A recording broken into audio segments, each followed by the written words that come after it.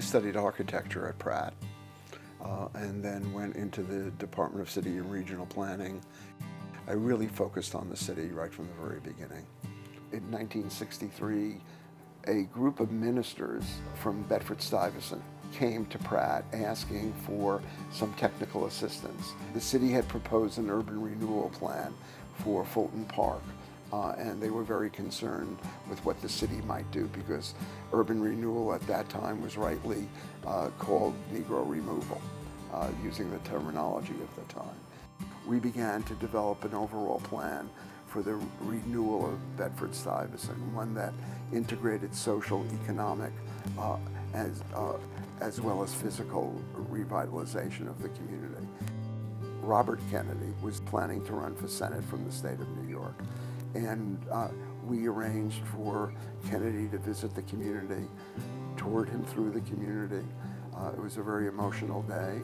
Worked with his staff for over a year, learned a tremendous amount from that effort, and the community's ideas plus input from Kennedy and people he brought in led to the development of the first community development corporation in the country. I think community development needs to deal with qualitative growth, that it's just not getting bigger buildings and more of anything, but actually getting things to be better than they are today.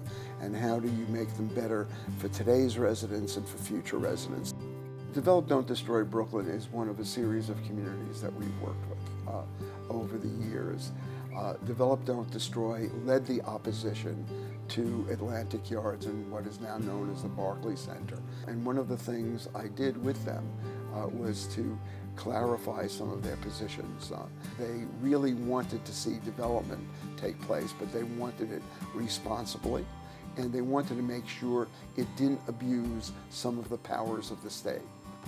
I think there are many lessons that we learned from Jane Jacobs, but the two that I think are really important and have been important to me is to learn to observe, to see what is going on in a particular place and to look at it on the ground level, not from 30 or 60,000 feet.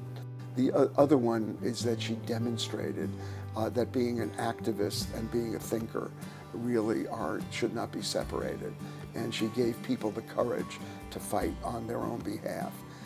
Even people that never read her or never met her or never even knew about her really emulate her because of the ripple effect of her actions. I think I'm one of the luckiest guys in the world. I started this work when I was 26 years old, and there has never been a year that's been repetitive. It's always been innovative, it's always changed.